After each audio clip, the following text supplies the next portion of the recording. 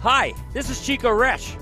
You are listening to the Let's Go Devils podcast on the Primetime Radio Network. Happy Devils Thursday. This is the Woo Report. The Woo Report. Episode 221. I'm your host, Sam Woo.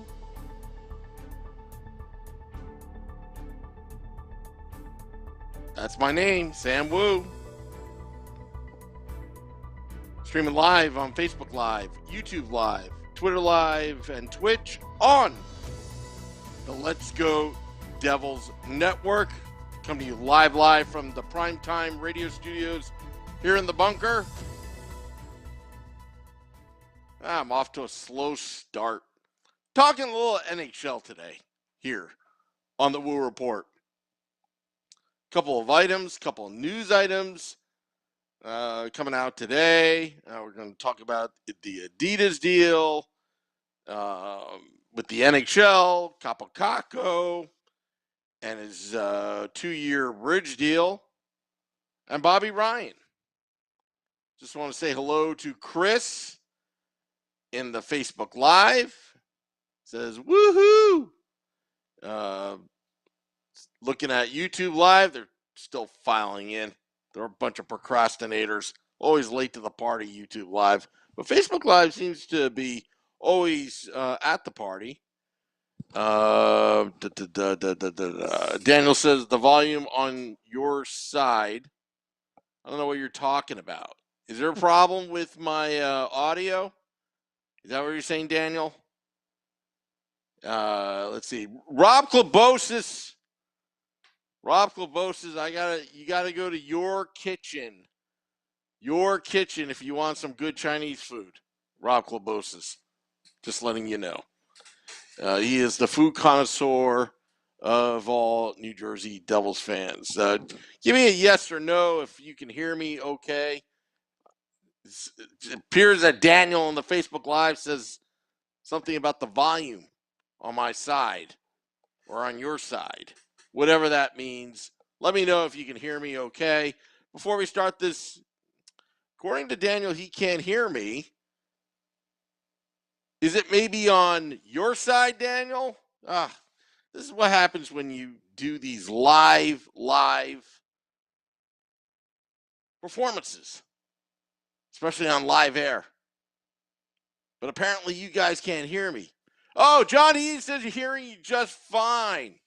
Same with Mike Lucci. So, Daniel, fix your phone. Or actually, he wouldn't even know that I'm saying that because he can't hear me. Okay. All right. Well, thank you, Craig Best. I love you guys. See, now you guys can help me produce this fine programming called the Woo Report. So, Adidas not renewing. Their deal ends in 2024. And not surprising. I wonder if that had something to do with, jersey sales. Are they not making enough money? Is the NHL paying the butt? I don't know. I mean, I thought the reverse retro jerseys were pretty cool. I thought I thought some of the jerseys that Adidas made were really good. I think we were all kind of excited when that deal was done. It was taking over Reebok. I believe Adidas bought Reebok. Is that how that went? And I remember the days of CCM. Love CCM. The products that they made. I mean, I have a lot of CCM hats. I still have my CCM 652 Tax, the skates. I still wore, I don't know where it is now, but I had a girdle that I used to wear, and I put a shell over. It was a CCM girdle, and put a shell over, as my hockey pants. Just always loved those brands. But who would actually take over next? Would it be Under Armour? I've seen that kind of people suggesting. Nike? Oh, I'm so sick of Nike. I'm so sick of Nike. It's like Nike. It's like they got to own everything. Nike took over Bauer. Did they eventually sell off Bauer? See, I never know what's what anymore because big companies, corporations gobble up small corporations and then they just ruin it. Kind of like our New Jersey Devils, Harris Blitzer Sports Entertainment. Ha ha ha, just kidding. But a little off topic since it's off season. The Mets swept the Yankees. Oh, it's amazing what happens when you've got an owner that has like net worth of $15-20 billion. He manages assets around $1 trillion with his hedge fund. And it's amazing how you could just improve a team in 2 years against the big bad New York Yankees, who up until now were the gold standard. But now the Mets are so rich that they can make the Yankees like their AL East farm team if they wanted to. Just kidding. Just talking a little trash. Just trying to keep myself in midseason form for our New Jersey Devils. But getting back to the Adidas deal, not renewing, I don't know what that means. Will Fanatics take over? Fanatics, they have their own, let's just say, cost alternative of officially licensed jerseys and merchandise. But even then, it's like, do you really like the Fanatics stuff? Some of their jerseys? I mean, they could make it pretty nice. Maybe there's a deal in the works. But I don't know. Tell me what your thoughts are. If there's another apparel company that you would like, let me know in the Facebook Live, YouTube Live. John Heaton says, I used to laugh seeing my last name on Brewer's pads stick back in the 90s. No relations. Ha ha ha. You know what, John? If I were you, just lie. Just lie.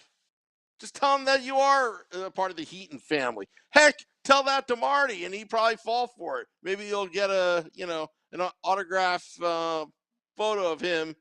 Thanks for the Heatons. I don't know. Just jokes. Just jokes. This is what happens.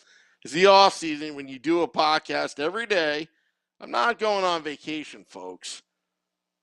I'm just not. We're going to stick together, keep this thing going. Also, Kakko deal, 2-year deal. I think it's like $2.2 million per. Here's something interesting about this one. So Jack Hughes signs this 8-8 deal, drafted first overall. Second overall, which Ranger fans will like, oh, yeah, Kakko's better. He's more NHL ready, blah, blah, blah, blah, blah, is what Ranger fans, that's how they sound, by the way. That's what they sound like, blah, blah, blah, blah, blah.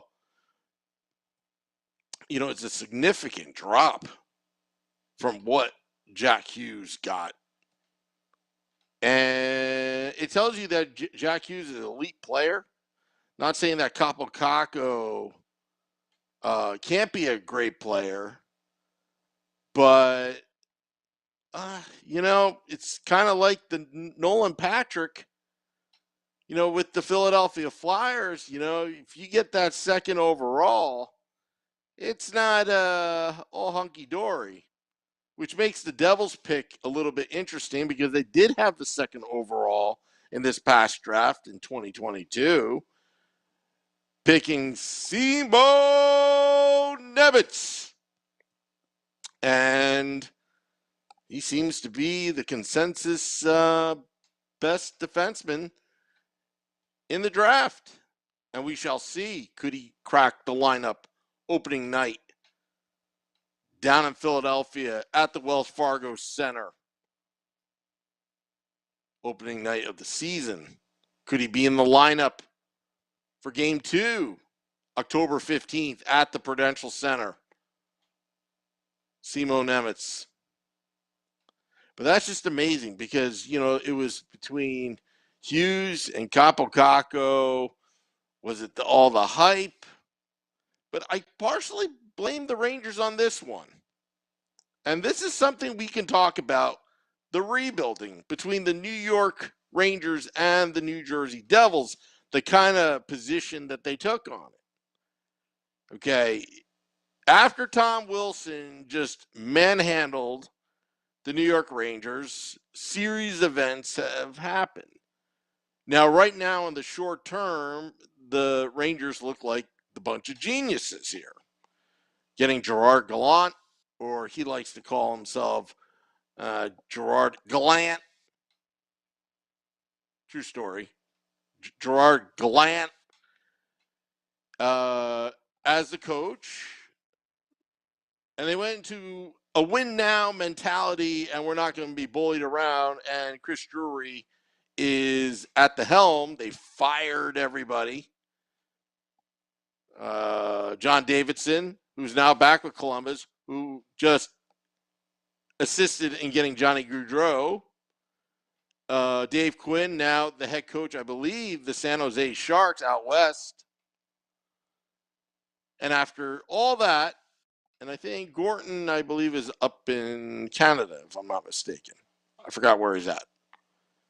But if I'm not mistaken, you know, the season ticket holder letter and all that kind of stuff thrown out the window, and riding a Vezina Trophy goaltender all the way to the Eastern Conference Finals. Did they actually develop Alexis Lafreniere and Kakko? Not really. They relied on Panarin. They relied on Chris Kreider. They relied on Mika Zibanejad to get there. They skipped a couple steps. Although they could be a cup contender, but normally a Gerard Gallant team tends to fade away when the message starts to get a little too old. So it should be interesting how the Rangers place this season, because something that Igor Shesterkin did, which is commendable, and he was lights out last season, but can he actually replicate that in 2022 and 23 season? Kakko and Alexis Lafreniere, you know, Larry Brooks was even kind of saying, hey, why don't you get in the Kachuk sweepstakes? Because you've got some of these young assets. This is before Florida made their offer, obviously, that they haven't developed. Compare that, those two players, to Jack Hughes in the 2019 class, but 2020, Alexis Lafreniere, Alexander Holtz, we don't really have that much of an NHL sample. But what about Dawson Mercer at number 18 versus Alexis Lafreniere? Who do you think is the better player? I know this is a Devil-centric podcast, but let me ask you that question. Who would you take, Lafreniere or Dawson Mercer? And this kind of reminds me of the redraft. Remember when Nico Hischier went from first overall actual to ninth overall? There could be a debate that Dawson Mercer may be better than Alexis Lafreniere. Lafreniere has more playoff experience.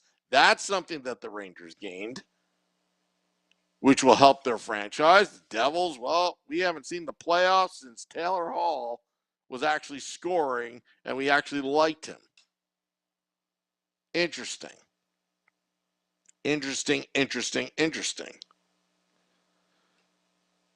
John Eaton says, lower in the standings, hopefully. Jim Lee, he said, the worst thing that happened to us this offseason was us moving from 5 to 2. Don't get me wrong. Love Nemitz, but we would have had it gave a pick five, and a few picks for cat. You know what's done is done, which also kind of, I replayed the video, and I'm not going to rag on her or whatever, but, a lot of us people, podcasters, fans, even media members, you kind of have to rely on the teams to learn the pronunciation of the names. And Kate Madigan was the one that went up there and called the name and called him Simon. And I saw the replay the other day, and I'm thinking to myself, the NHL needs to do a better job of just getting the pronunciation of these names. I mean, this is the second overall pick, and you're calling him Simon. Now, again, this is nothing on Kate Madigan. I'm just saying that these names, the names are just, you look at it and sometimes you mutilate it. We talked about this on Devils After Dark on Michael Vukovic, but Scotty was calling him Michael Vukojevic. I actually like Vukojevic. Goal scored by number 87, Michael Vukojevic. Hey, that sounds pretty cool. Or the play-by-play version.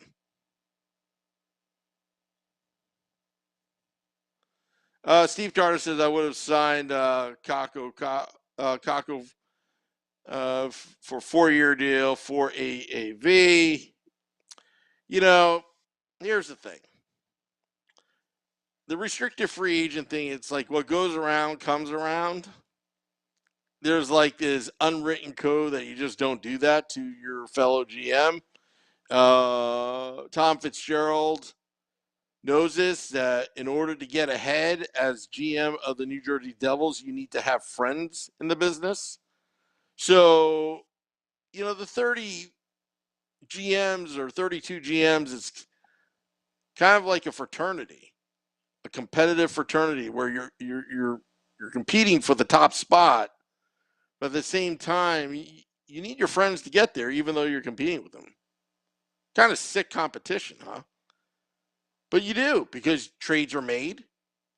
If you did that to the Rangers, don't you think the Rangers would do that back to us, the New Jersey Devils? They've been doing that for years, at least through free agency, unrestricted. But the restricted stuff, it's kind of like hands off. You just don't do that. But we've seen it in the past. GM's gone wild, like Bobby Clark. I think he offer sheet.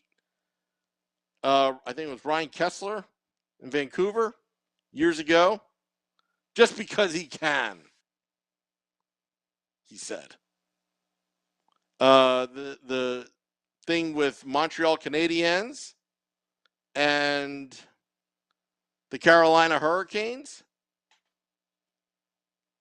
and I don't think that's really good for the game. It's good for fantasy hockey. It's good for sports talk radio, podcasting, all that, living up the dream of just taking a restricted free agent. Just remember, now the rules were a little different back then, but when the St. Louis Blues signed Brendan Shanahan and Lou Lamoriello fought in terms of compensation with the arbiter, is that how you pronounce it? In arbitration, that he should have Scott Stevens in return. You see how that turned out. He didn't even want to come to New Jersey. Didn't want to uproot his family to move to New Jersey. Now Scott Stevens can't get enough of New Jersey. He loves New Jersey. Loves hunting too. Great Devils captain.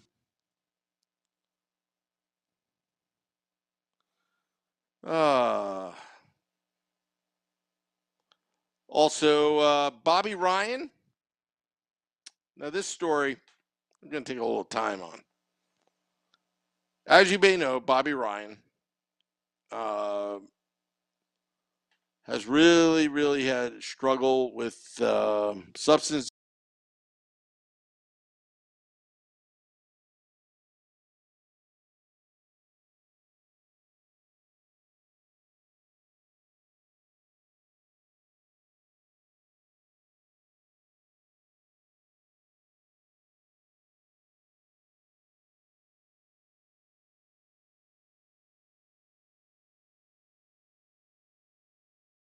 About that for that little technical difficulty over there. It happens every once in a while. But getting back to Bobby Ryan and some unflattering photos of him drunk at an airport made its way through the media, TMZ, all that stuff. And not cool. But he came out on Twitter and admitted it. And the hockey community came out for support to the point where he got over 900 private messages, direct messages to his Twitter account of encouragement, love from complete strangers, rooting him on as he deals with his demons. And I even sent him something earlier tonight, just giving the Jersey-born hockey player some encouragement. And I think it's great. I think it's wonderful that, yes, hockey fans can be brutal. They can be tough. But they're understanding and they're compassionate as well, where they can put their team allegiances aside and all that. And I remember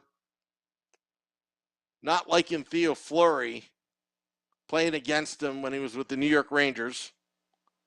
And I think watching him grow as a human being, and then some stuff that came out after he retired, including being a victim of sexual abuse as a child, which led to his substance abuse issues throughout the NHL. This is all powerful stuff. It's life stuff. It's stuff that's bigger than the game, but it's the game that actually can help you. And I think that's just a beautiful thing. And I wanted to talk about that, Bobby Ryan. Born in Cherry Hill, New Jersey. I think he grew up in Collingswood or something like that. That's Flyer country. That's definitely Flyer country. All right, let's get to your comments as well. Kyle says, I feel like our D is deeper, meaning the defense, which is a great problem to have, but seems like the writing is on the wall for Severson, probably a trade deadline candidate. Kyle, this is how I'm going to respond to that. Number one, we still need to figure out this assistant coach, who is going to come in. I think that's going to be a big factor, along with the goaltending, Mackenzie Blackwood, Mac Black, and Vitek Vanacek as well, the tandem. But I will say this, though. I think where Tom Fitzgerald went right here is he has options. He has options. And I think Severson will start the season with the New Jersey Devils. It all depends upon how the Devils do. They started off great last season, 8-5-3, before they plummeted. And I think the key to the Devils' success this season is not so much the playoffs, but can they stop the bleeding when they're on a losing streak? Because oftentimes they get down on themselves, which tells me, mentally they need some work in that department. But they would get down on themselves and have an 8-game losing streak, or they have 3 great games, but just they should have won the game, but they were unlucky. And then it spirals out of control, and suddenly it's an 11-game losing streak. And it's been happening for the last few seasons. And can Lindy Ruff and can the defense and goaltending start to steal a couple games here and there? Because I've always said this, that hockey is a game of momentum. A game of momentum, a game of emotion. And it's a chess match. And it's who has the will to win and stay disciplined. Now you have John Marino back on the blue line. You got Severson. I know there's a glut, but you've got Ryan Graves on a contract year. Is there even room for PK Subban? I know that there's rumors out there that he may come back. I doubt it. There's just simply no space unless he signs a veteran minimum, and he's willing to ride the pine. Unless somebody needs to be benched. And John Heaton says all those bad passes killed a lot of momentum last season. Drove me nuts. Yeah, it drove everybody nuts. Can't even make a simple outlet pass. Passing the puck up the middle. That was part of Ty Smith's problem, was he was getting outmanned and physically beaten in the corners in the defensive zone, and he just flipped the puck, and you know what? You're not using the boards. You're not looking, and somehow the puck finds its way on top of the store, and then they always rip it and score. Combine that with below average goaltending. But at the same time, like a lot of these plays that they gave up, well, let's put it this way, wasn't good. But yeah, those kind of things drove me nuts as well. And so, well, folks, it's time to go. I got to go to bed. I've been up lately. Last 2 nights, watching the Mets-Yankees, trying to get the competition juices flowing. Just want to thank all those that have been downloading our podcast on Apple Podcasts, Google Podcasts, Spotify, Amazon Music Prime, Audible, iHeart app. Because, well, we're in record territory this month. Record territory. Late Night Woo. Well, there will be a Late Night Woo at Tuesday, August 2nd, because I will be traveling to some restaurant near you, somewhere in New Jersey, and tentatively scheduled, I have PHF, formerly known as the NWHL, Rebecca Morse. We're going to be chowing down on some food. I'm not going to tell you where we're going to be at. We don't need fans bothering us.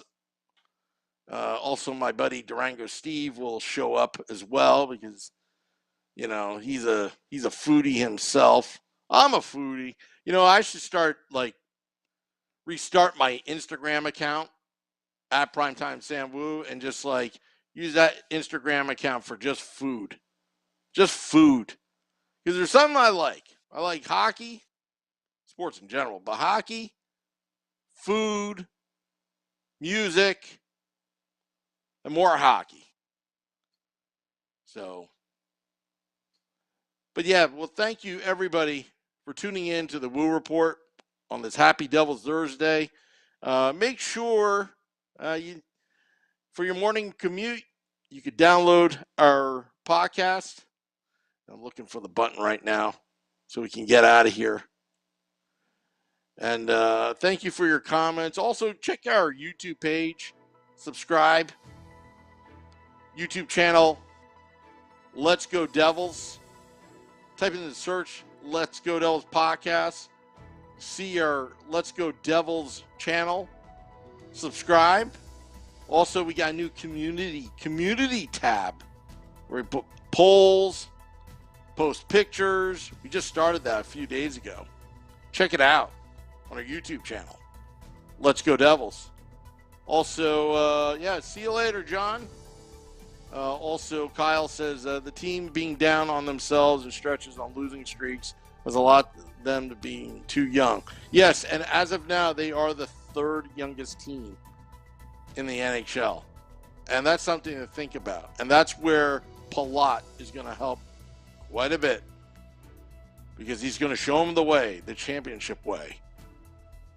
And let's see what he does. Also, go to pucksandpitchforks.com as well for all of your Devils needs. And also my Raising Hell blog, which I probably should put something up soon, on hockeybuzz.com as well.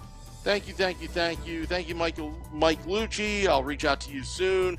Also, I've got some other conceptual stuff building up soon with the Let's Go Devils podcast. This is the Woo Report. Till next time, let's go Devils.